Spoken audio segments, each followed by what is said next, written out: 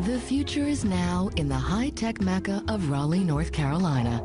But when one of the oldest and nastiest forms of assassination rears its ugly head... These are things you just read about in a book, not something you expect to happen 3 houses down from you. The past comes back to life with a vengeance.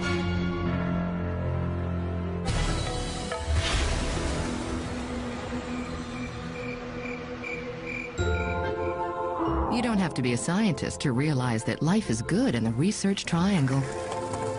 Just ask contractor Michael Mayo and his wife Lynette. I love it here. I love the 4 seasons, especially fall. The Mayos also love their neighbors, biotech researchers and new parents, Ann and Eric Miller. They're the nicest and best couple in the neighborhood. Eric is an AIDS researcher. He was trying to help millions of people. But one Friday, Eric appears to be having a healthcare crisis of his own. We were just driving out one day and going by the cul-de-sac where he lives, and he was on a cane. And I was thinking, well, that's unusual. Well, something's wrong with Eric. Eric's glowing health took a tumble when he landed a nasty case of food poisoning after a night out bowling with friends. But what should have been a short night in the hospital stretches into one long, baffling week. We had not known anything was wrong. Eric seemed to be on the road to recovery, but 2 weeks later, he suffers a mysterious relapse and is raced to the hospital. I woke Lynette and I said, Lynette, something's going on at Eric and Ann's house. As Eric's life hangs in the balance, this medical mystery takes an ominous twist. Our communications department received a 911 call from a nurse stating that a patient might have been poisoned with arsenic. Foul play might be involved and thought the police should investigate. Arsenic? How did one of the oldest poisons known to man come to this small town? Sounds like a perfect case for the Scribblers, Raleigh's very own mystery writers group. Eric Miller, they said he was poisoned with arsenic. And he is a medical researcher. So I guess he could have come across it in his lab. If he got careless, who knows? Beakers break, people pick up the wrong compound. I know of a case where a woman accidentally put it in the iced tea. Oh, great. And she almost killed her son. Or the other possibility. Arsenic is such an old-fashioned murder weapon. Murder? Who said anything about murder? Back at the hospital, Eric is in bad shape, and police are scrambling for answers. I came into Mr. Miller's hospital room. He told me he was in a great deal of pain. I asked Mr. Miller if he knew anything about who might have done this to him. But Eric is as baffled as everyone else. He said he had no idea how he got poisoned.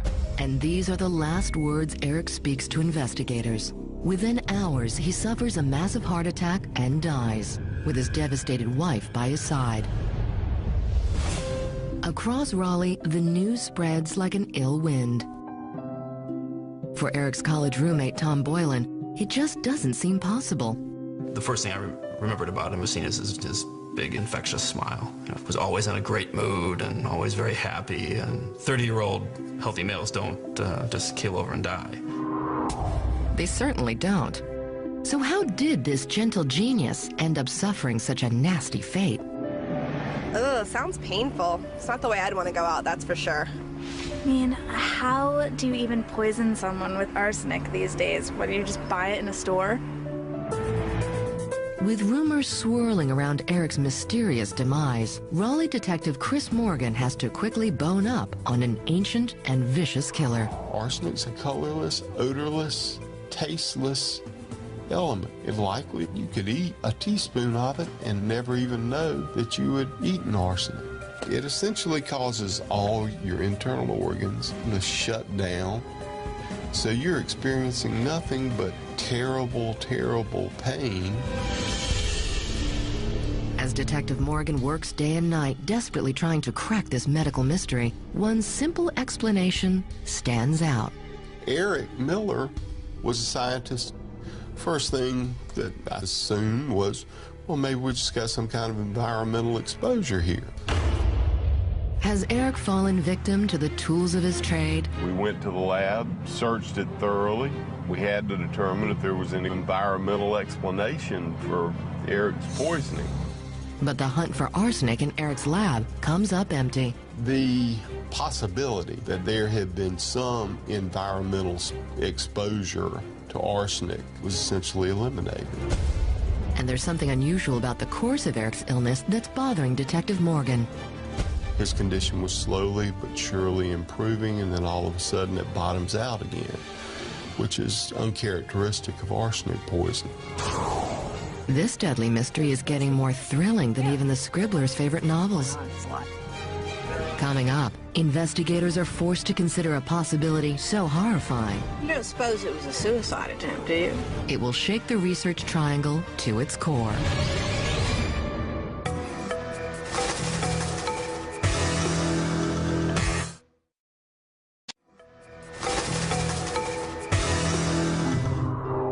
A medical mystery is afoot in Raleigh, North Carolina. And the ladies at Dinner Savvy just can't get over the toxic shock of Eric's death.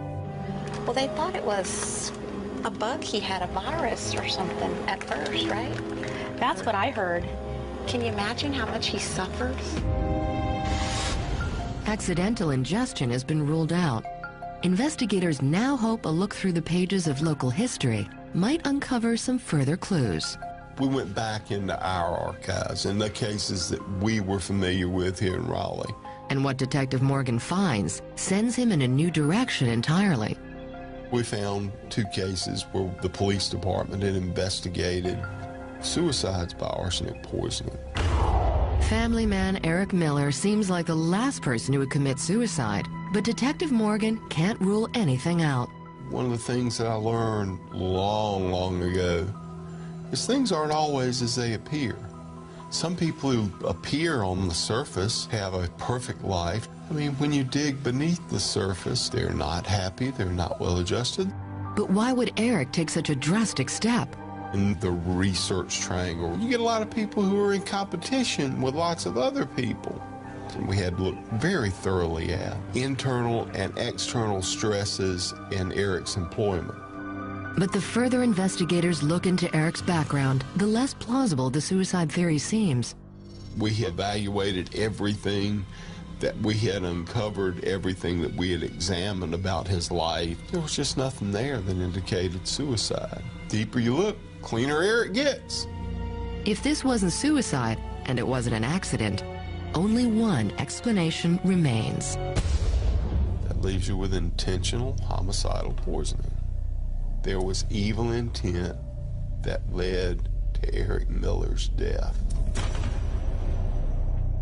Well, even in this wholesome hamlet, who hasn't harbored a wicked wish or two? But murder? You don't hear about people being poisoned much these days, do you? I know, right? There's a few people whose drink I like to spike, though. Think one of Eric's friends had it in for him? Maybe. Doesn't take much these days. Such shocking statements from such good citizens. Perhaps that's why investigators begin their search for suspects close to home. Poisoning can't be done from across the street or from behind a bush out in the parking area. It has to be done by somebody who was up close and personal. And who was closer to Eric than his grieving wife, Anne? But for Tom Boylan, the idea that Anne could be involved is unthinkable. To say that they were the perfect couple would be an understatement. With a rock-solid marriage and a blissful home, Anne is an unlikely suspect. So Detective Morgan decides to turn his attention back to the murder weapon, arsenic. We're a bunch of cops. Most of us never took chemistry, let alone passed it. Fortunately, Ruth Whitaker passed with flying colors. This chief toxicologist knows that figuring out when the arsenic entered Eric's system will be crucial to finding his killer. Poisoning the timeline can be very important. You might be able to pinpoint when someone had access to a certain individual and they possibly could have gotten a dose of the poison. Will this timeline actually help them catch a killer? His early symptoms are consistent with an arsenic poisoning, the flu-like symptoms. But arsenic doesn't waste time on the niceties. The effects of arsenic poisoning are usually seen between 30 minutes and 2 hours after exposure. So who was Eric with right before the onset of these early warning signs? We knew that Eric had left work at UNC and appeared to be healthy and fine, and he went to the bowling alley, gets a hot dog. One of the fellas pours him a beer and serves it to him. An hour later, He's sitting over there with his head in a bag because he's so sick. Now, who doesn't get a little queasy from time to time after a night out at the bowling alley? But as his neighbors, the Mayos, know, binge boozing isn't Eric's style. He's always looking good health. He was a runner. He used to go running with his friend down the street. Could Eric's frosty beverage have contained a secret and deadly ingredient? We went to the bowling alley looking for a witness, somebody who had seen something that was unusual, and also looking for some sort of evidence. What he finds gives the investigation a major shot in the arm. There were Eric and 3 other guys that went bowling that night, research scientists who were co-workers of Ann. 2 out of the 3 of them were very forthcoming. I mean, they were willing to help with the investigation. But that still leaves bowler number 3, Ann Miller's office mate, Daryl Willard. Daryl was difficult to locate. Essentially didn't return phone calls and requests to come in and be interviewed. And this is something that seemed kind of suspicious. And that's not all. Daryl turned out to be the individual who had actually purchased the pitcher of beer and poured the beer for his fellow bowlers. Curious neighbors are delighted to hear the detectives have an elusive suspect in their sights. I mean, if you didn't do it, why doesn't it just go to the cops? I know, right? I mean, these guys were just bowling buddies. They're not international spies. Could be money, could be drugs. I mean, if they start digging around, they're gonna find something was going on. We'll see. Oh, gentlemen, how right you are. The most startling revelation about Daryl is still to come.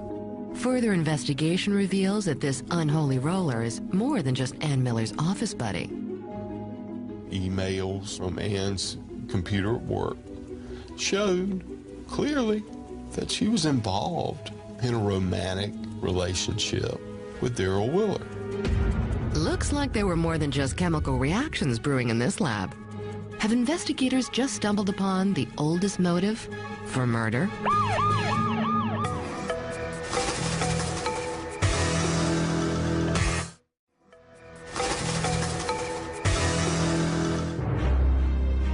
Every scientist worth his sodium chloride knows that work and play don't mix. And when it happens in a lab, the combination can be deadly.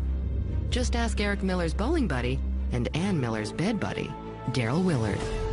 I think the more we found out about the nature of this relationship with Ann, the puzzle that started coming together. And talk of a love triangle gone bad is spilling over into Raleigh's finest cafes. Well, you know, lust is a strong, powerful thing. It'll make people do a lot of evil things. Arsenic. Where in the world does arsenic come from? A lot of people used to use it in farming to kill rats, but I doubt people use it much anymore. Naughty Daryl. Where did you get that deadly arsenic? Police have an idea. They race to Daryl's lab and make a shocking find. All the arsenic a literary killer could desire. We discovered that arsenic was what they used to cleanse and purify the petri dishes they're trying to grow these protein crystals in. But there's no way to tie it to Eric Miller. There was no way to match conclusively the arsenic that was in Eric's blood and urine at the time of his death with the arsenic in that lab. Arsenic's arsenic. That may be true. Still, you don't have to be a mystery writer to see this story coming together. Well, the arsenic in the fair certainly gives him motive and opportunity. And the bowling gives him the time that he could have done it. It's a classic case. While the scribblers find inspiration for their latest novels, investigators light a fire under research scientist Daryl Willard. Daryl didn't want to be interviewed. Daryl didn't want to be talked to. Not one for small talk, the less-than-social scientist has a surefire way to avoid talking to police. Next afternoon, I was sitting in my office, and then we get a call from the sheriff's department. Morgan saying, the guy you interviewed, he's dead in this garage. Daryl Willard has committed suicide, leaving behind a wife, a young daughter, and a handwritten glimpse into his tortured soul. We learned the contents of a suicide note that he had left. But if investigators are hoping for a confession, they're in for a major disappointment. He says I've taken no life other than my own. It's another devastating setback. It was what we all viewed as our best chance for success in this case. It was just no longer there. With yet another Triangle resident in the grave, connecting the dots is proving difficult, especially for Eric's friends and family. I was frustrated, and the other people who knew Eric were very frustrated. Okay. But Detective Morgan isn't giving up. Neither is toxicologist Ruth Winokur. When there's a poisoning, it's important to collect all the specimens you can. The hair in particular is useful because it can establish a timeline. And when the results of the testing on Eric's hair come in, they reveal a stunning twist. So clinically, he looks like he's gotten arsenic, and then he's getting better, okay? And then it looks like he's getting arsenic again. Apparently, Eric's poisoner was nothing if not conscientious. Which follows his clinical history of he started feeling a little bit better even while he was in the hospital, and then all of a sudden he bottoms out. And the timing of this final dose is truly shocking. There's a very good likelihood that he received additional arsenic while he's actually being treated in the hospital. Yes, that's very likely. It's a chilling possibility. Eric's killer may have paid a deadly visit to his hospital bedside. And if so, there's one frequent visitor who can't be ignored. So who's there? The only person that's consistently always there is Ann. Ann Miller, loving wife, scientist, murderer? That's the word circling around the Triangle these days. Who has better access to her husband than his wife? Or better motive, for that matter. Well, she is a scientist, so she knows her way around the lab. Either that, or she's a really bad cook. Did this wayward wife and her secret lover cook up more than just a bit of kinky chemistry? Nobody gets away with murder in my town.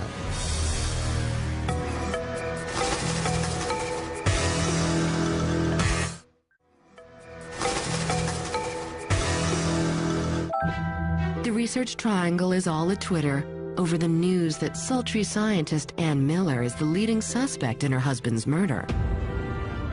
And many still doubt that this homegrown hottie is capable of cold-blooded murder. She's so cute put together. You really think she could do something so evil? I heard she was messing around. She probably just wanted to get him out of the picture. But seriously, poison? Yeah, I think she'd watched one too many soap operas.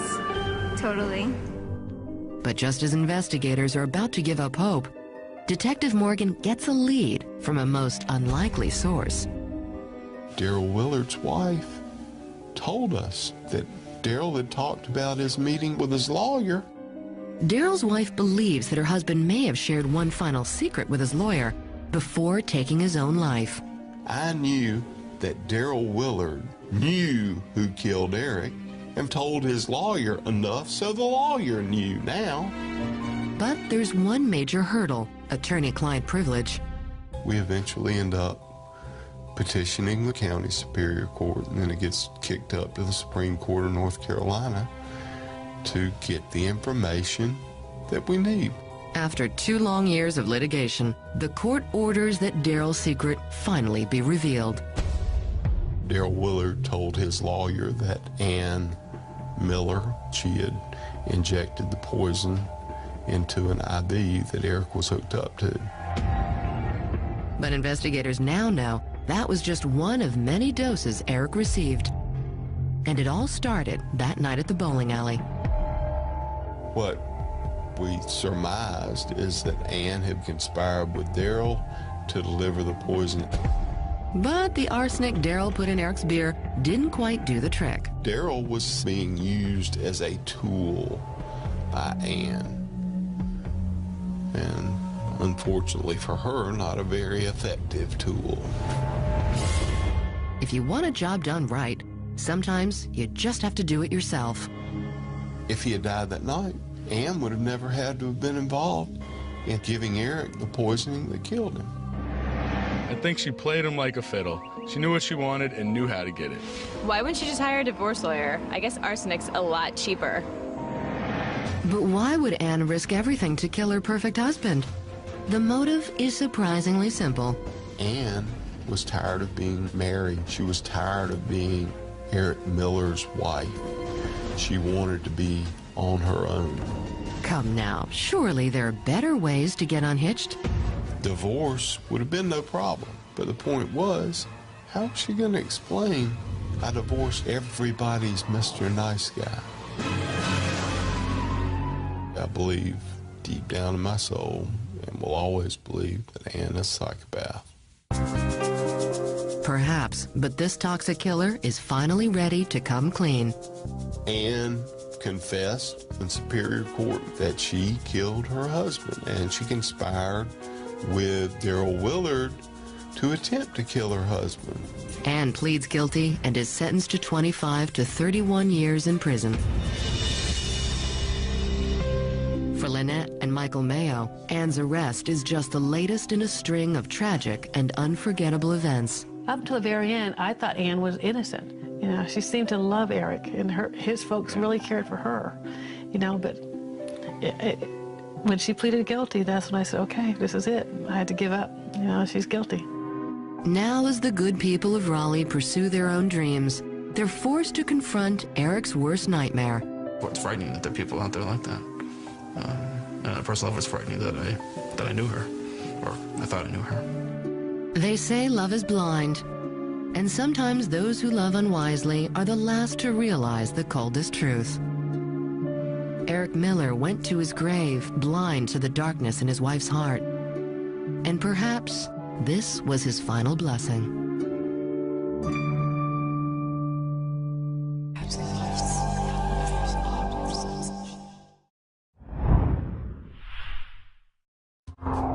The future is now in the high-tech mecca of Raleigh, North Carolina.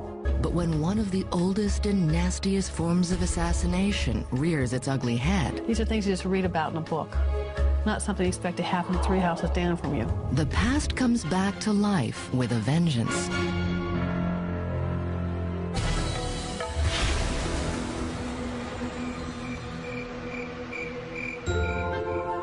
You don't have to be a scientist to realize that life is good in the Research Triangle. Just ask contractor Michael Mayo and his wife Lynette. I love it here. I love the 4 seasons, especially fall. The Mayos also love their neighbors, biotech researchers and new parents, Ann and Eric Miller. They're the nicest and best couple in the neighborhood. Eric is an AIDS researcher. He was trying to help millions of people. But one Friday, Eric appears to be having a healthcare crisis of his own. We were just driving out one day and going by the cul-de-sac where he lives, and he was on a cane, and I was thinking, well, that's unusual. Well, something's wrong with Eric. Eric's glowing health took a tumble when he landed a nasty case of food poisoning after a night out bowling with friends. But what should have been a short night in the hospital stretches into one long, baffling week. We had not known anything was wrong. Eric seemed to be on the road to recovery, but 2 weeks later, he suffers a mysterious relapse and is raced to the hospital. I woke Lynette and I said, Lynette, something's going on at Eric and Ann's house.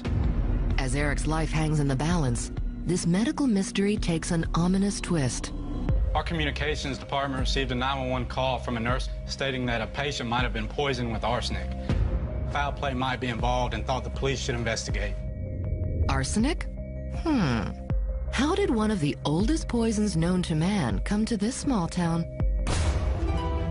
Sounds like a perfect case for the Scribblers, Raleigh's very own mystery writers group. Eric Miller, they said he was poisoned with arsenic. And he is a medical researcher. So I guess he could have come across it in his lab. If he got careless, who knows? Beakers break. People pick up the wrong compound. I know of a case where a woman accidentally put it in the iced tea. Oh, great. And she almost killed her son. Or the other possibility. Arsenic is such an old-fashioned murder weapon. Murder? Who said anything about murder? Back at the hospital, Eric is in bad shape, and police are scrambling for answers. I came into Mr. Miller's hospital room. He told me he was in a great deal of pain. I asked Mr. Miller if he knew anything about who might have done this to him. But Eric is as baffled as everyone else. He said he had no idea how he got poisoned. And these are the last words Eric speaks to investigators. Within hours, he suffers a massive heart attack and dies, with his devastated wife by his side. Across Raleigh, the news spreads like an ill wind. For Eric's college roommate, Tom Boylan,